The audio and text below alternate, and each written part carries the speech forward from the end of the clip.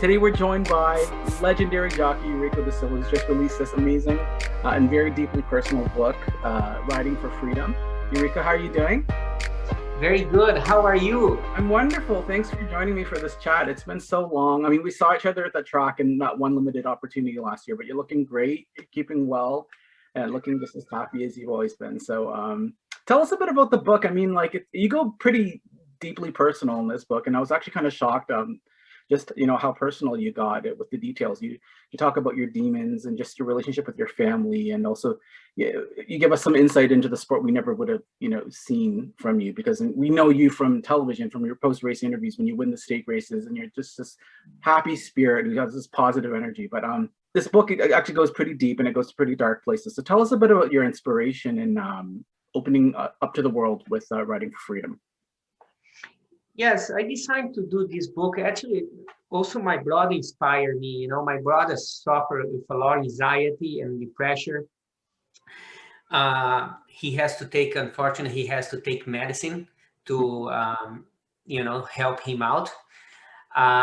He's doing much better now. But when I break through the trauma and I told him my story, and he was listening, and then he got to that silence, man, and a quite scary silence. I said, Rosalvo, his name, I said, Rosalvo, are you okay? I'm sorry to tell you what happened to me, I don't want to hurt you. Now I'm afraid that I hurt you. He said, Eurico, you helped me a lot. I said, really? Yes, and you have to write a book about this, because it's a lot of people that suffer quiet about this stuff, and you're going to help them to open up. That words inspired me to do this book. Why I did this book is that we are 2021, okay? But there's a lot of people still thinking that, if you go for help, they're afraid of their own shames, their secrets, And believe me, you read my books and you know that I have some dark secrets, very dark ones, that I feel very ashamed for many years. Early in my life, if I have the knowledge to go for help, my life would be way different, Right. But it's okay. I don't complain. I went through, I make a lot of mistakes, in my life, and I learn with them. But that is the main point, is to inspire people to open up. Don't wait. Absolutely. Tell us a bit about finding the perfect writer. I mean, Bruce McDougall, you're nominated for a Sovereign Award already with this book, so congratulations. It speaks volumes to you how much this book has touched people. And just reading through Amazon, I see all the positive reviews, so congratulations on that, on the amazing response. But tell us about the process of finding the perfect writer to tell your story. Told in any other hand, it might not have been as great as it turned out. So tell us a bit about your relationship with working with Bruce McDougall on this book. Something, I believe life is energy. I met somebody before to write my book. Our energy didn't match. As much I want to make my book with him, my energy didn't match. And then I spoke with somebody that was writing my speech. Her name is Suzanne, good friend of mine. She's the one who helped me to write my speech. And I told her that I want to do a book. And she said, I have a friend of mine, is very good writer. And maybe I'll email him and put you in contact with him. When I spoke 2 words with Bruce, I knew that he's the guy. I don't know, I just have that feeling, and I'm so grateful that I met him. I'm so grateful. What a great job he did on this book. Absolutely. He told your story so eloquently, and I love that. Even though it's someone else writing parts of it, I still feel like it's you talking to us. So definitely kudos to you. It's a fantastic book. I wish it was a bit longer even. Maybe there'll be a sequel one day. Who knows? What happened is, I was thinking, but this, I want to give a simple message, like make as simple as possible, as short as possible, give the message, and also inspire people that didn't read a book. Yeah. But this book is a short book, is easy reading, and for them to read the book, and probably these people is the people that need the most. So one thing about the book I really identified with is myself, like me and my father, like I had a pretty strained relationship with him growing up. It's only now that he's older, he had a stroke. It's just, he's not maybe as mean as he was to me growing up. You and your father, I mean, it really struck a chord with me, that relationship that you had. And maybe part of that is why you became so successful as a person, an amazing jockey. You pushed yourself far because I think something deep inside you maybe wanted your dad to know and come out to see and be proud of you because you did so well. And it hurts so much that, you accomplished so much in life. And at the end of the day, it's just sort of like, I think one of the best tips anyone, or the best advice anyone ever gave me in life was, just because someone's family doesn't necessarily mean that they're going to be there for you, or that, they're going to be as close to you as some others will be in your lifetime.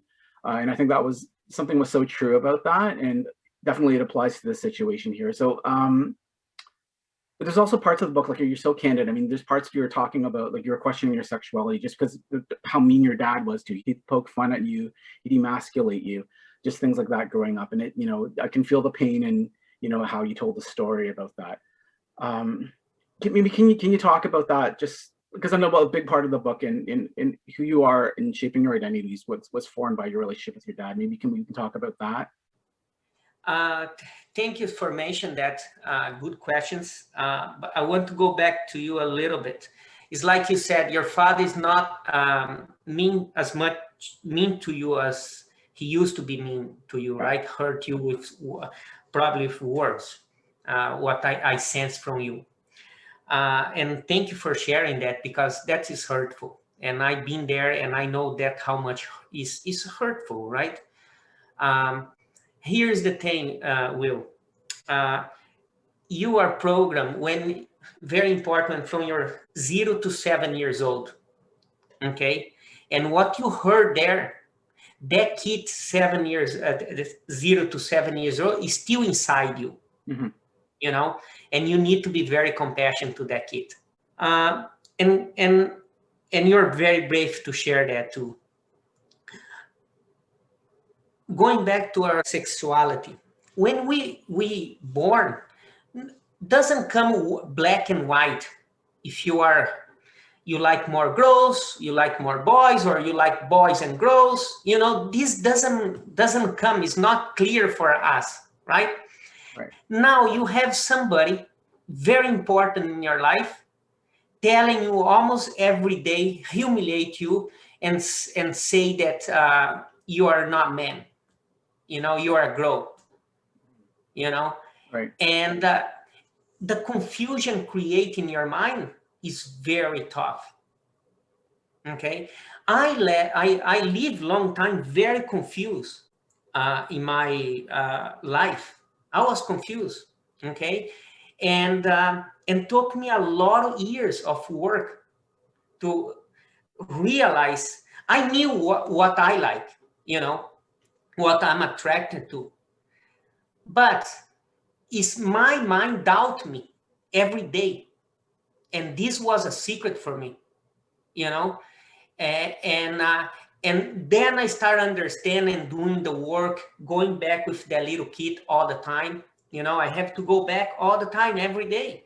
Right. And to understand. Then I start understand where all of these beliefs and doubt about myself came from. And I suffered with that for a long time. Absolutely. And I commend you for being so brave to share that part of your life with us. I mean, that is a big part of who you are, and it shapes your identity. So for sure, I really appreciated you going there in the book. Let's talk about like aftercare, because basically I know how passionate you are. You're such an amazing rider, but also about that you're an amazing horseman. Like you care deeply about the animals, the athletes. And I know that also led you to meeting your wife, Orla, putting out the money to save a horse who required that surgery that led you to Orla today. And also in the book, I know there's parts of it you talk about your riding experience in Macau. I was deeply shocked. I mean, I thought I knew about the scene in Asia, but in Macau, you shed the light on the situation with aftercare. After horses done their career on the track, often, they're shot to death, and that's it. They're rid of that way. I mean, Canada, we handle things, differently, thankfully. We have organizations like Long Run, and who you are a big supporter of.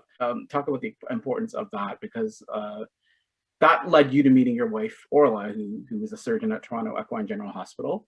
I'm very lucky, and you know, I retire now, and my wife, as you know, she's a vet, she's a surgeon, and she's very good one too. She does a great job, and I still every day live with horses, you know, because we talk about horses all the time, right? And horse will never leave me anyway. It's not I want to put people down. This is not what I want to. But horses for me is like people. You know, I love them as people. I talk to them as they are people. That's how much love I have for the horse. It's a passion that I have in my life, right? And how important this is to take care of the horses after retiring is very, very important. It's one of the things that, unfortunately, Asian, most of the horse, they put down after the races, right? And this is, I've been thinking very deeply, you know, with I have a lot of projects in my life, but definitely a little bit later in my life, I want to like take some action, get some honors, and do association. I already spoke with Vic about this before. It's like we can, show the program they do on the long run to Asia, like Singapore or even Macau, right? We can easily implement this in China, and not like give a second chance for the horse to live, you know, and they're beautiful. You know how many kids can benefit from riding them, because once they go to the farm and they take that about 3 months, some horses go recover quick mentally, and some take a little longer to cool down, you know, but once they cool down, they turn to a pet. They're beautiful animals. Absolutely, and it shows, like, you were talking about your experience and back in Brazil, just when you were just cutting your teeth learning about how to be a horseman. It was just really captivating learning about that experience, and I really enjoyed, that part of the book, because it showed me what shaped you as the man that you are today.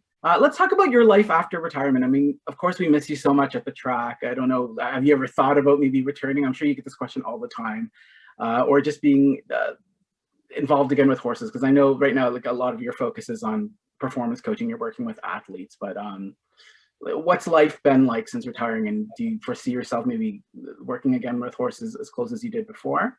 I'm enjoying my retirement. First, because I have more time with my kids, you know, but I miss a lot. I miss a lot the race. And then you said, oh, maybe you go back riding.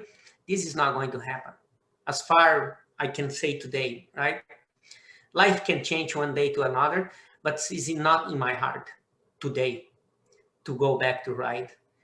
And I want to help people. You know, there's a lot of people there, they need help. And I want to work with any sport organization, athletes, you know, people that involved in the sport. People involved in the sport is very tough. They live under pressure all the time, you know, and most of us, include myself for many years, I never learned about self-care, you know, be on good diet, learn how to rest, learn how to find a hobby, learn how to save energy, where to put your mind, where you have to put your mind before competition. All this stuff is not a natural thing. We don't learn it anywhere. And I have the opportunity to work with a lot of good coach, with a few of them really good ones, and also with a lot of good psychology. And I want to share my experience. And plus, I took courses. You know, I still study. Like my days, I wake up 5 o'clock every day. You know, I study. I have a long days, and I have a lot of things going on, and study and to help people. And this is my goal. This is what fulfill me right now, is helping people. Amazing. Now we're going through some pretty phenomenal times right now. Things are very unusual. I know with your focus on wellness, is there any wellness tip that you can share with us to help us cope with these challenging times that we're in right now? This with this situation, um, you have to, the best person to ask is yourself, what can I do to get my day better today? You know, here is a couple of tips that I can give you right away. One thing is, doesn't matter you are in town or now or not in town. Go for a nice walk. Trying to focus a little bit in nature. This news now suck you up. You know, I don't watch much news. I'll be honest. I live more in the bubble because that's the choice that I did. Go to YouTube or anywhere, like show natures, like waterfalls, butterflies, birds. You know, just give that 5 minutes of with the nature, and you watch something in the nature, and then you start visualize what you see in your mind. That will help you a lot. You know, we really start putting good energy inside yourself. Fuel up your battery with good energy. It's all about energy. Amazing. I love that tip. Yeah, thank you so much for taking the time to chat with us today. I greatly appreciate this so much. All the best with the book, all the best with the next steps in your career. And I know you're doing fantastic. You're thriving. If people want to get in touch with you, how do they get in touch with you? They get in touch with me. It's very easy. Go to www.mindcoaching.ca. Okay. Amazing. Thanks, Eurico. All the best to you. Thank you so much. Take care. Take care. Bye. Bye-bye.